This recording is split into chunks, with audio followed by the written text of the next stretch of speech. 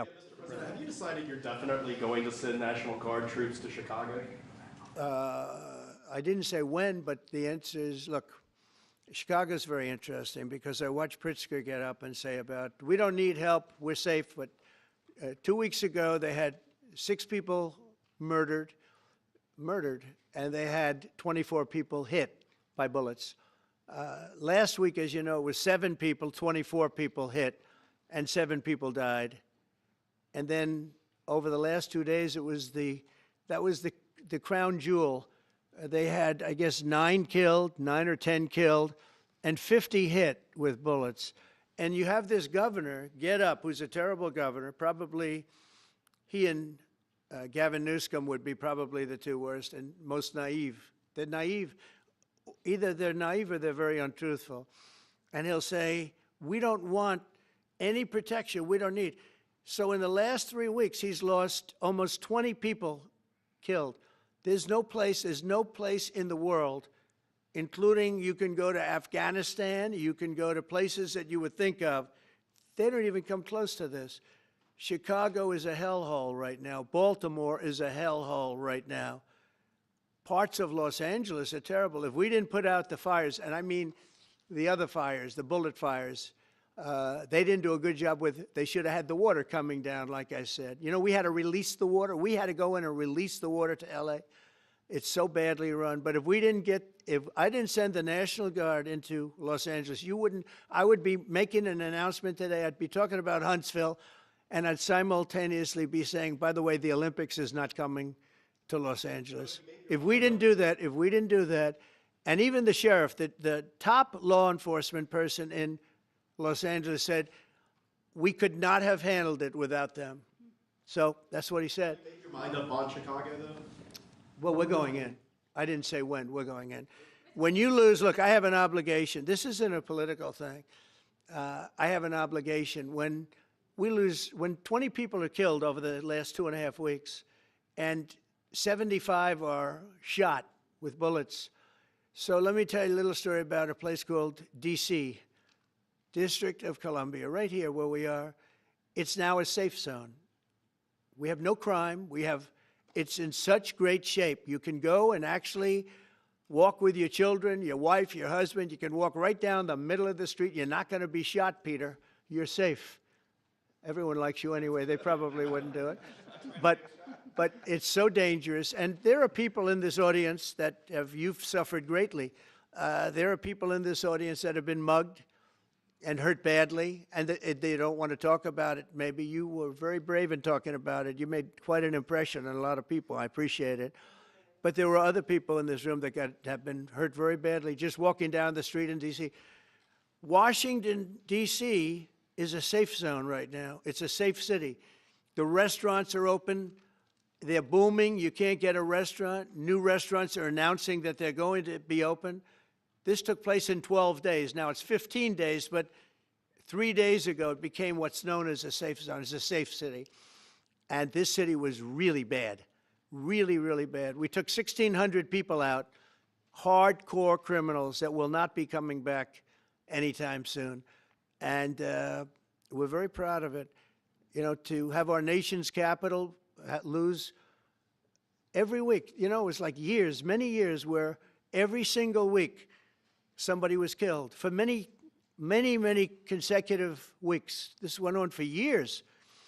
And then we had, last week it was announced that nobody was killed last week. And I made that announcement in front of a very distinguished leader of a country.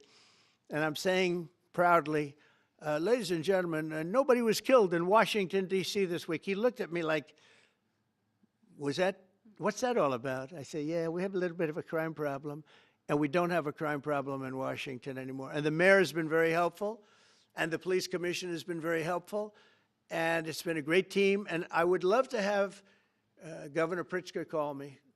I'd gain respect for him and say, we do have a problem, and we'd love you to send in the troops, because you know what? The people, they have to be protected. I saw today on one of your networks, not a friendly network, except really the opposite, I would say, very unfriendly network. And they interviewed about 12 people on this morning. most of them were African American, they were black, and they were saying, please, please, please let the president send in. These were people from Chicago. Please, we need help. We need help. We can't walk outside. We're petrified. If the governor of Illinois would call me up, I would love to do it. Now, we're going to do it anyway. We have the right to do it because I have an obligation to protect this country. And that includes Baltimore. I saw where Governor Moore was asking me to take a walk down the street of Baltimore. Well, Baltimore is a very unsafe place. It's rated number 4 in the city, one of the most unsafe places anywhere in the world. But, you know, we took care. This was a beautiful thing that happened in Washington because we showed that it could be done. And this wasn't just sending big, strong guys, and they are big and they are strong. You know, we had a great decision from the Supreme Court that had to do with sort of talent. It had to do with you are put down based on merit. You can hire based on merit. So merit for a soldier or for a policeman is strong, physically fit, something, you know, having a certain ability, not a person that is woke and got the job through woke, but wasn't strong enough to lift a gun out of the holster, et cetera, et cetera. No, I looked at the police. As you know, last week I went over, we had a meeting with, there had to be 300 people, and they were all very impressive looking. And when the bad guys see them, they're not going to do a thing. And so I'm very proud of Washington. It serves as a template, and we're going to do it elsewhere. But Chicago is certainly going to be high. I would love to have him call. I would love the governor of Illinois. I'd be honored to take his call. All he has to do is say, sir, we need help. It's out of control. And everyone knows it is. He's not kidding anyone. I would love to have, I would say, Governor Moore call, because I watched him over the weekend trying to explain that Baltimore, what they need is housing. No, they don't need housing. They need to get rid of the criminals. These are hardcore criminals. You know, we took many people off the streets of Washington, D.C. They're hardcore. They're not going to be good. In 10 years, in 20 years, in 2 years, they're going to be criminals. They were born to be criminals, frankly. They were born to be criminals, and they're tough and mean, and they'll cut your throat, and they won't even think about it the next day. They won't even remember that they did it. And we're not going to have those people. Washington, D.C.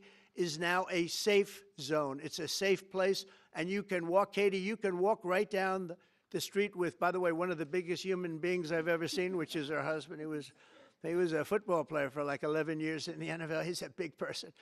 But big doesn't mean anything when they have guns and when they have knives and everything else that they have, right?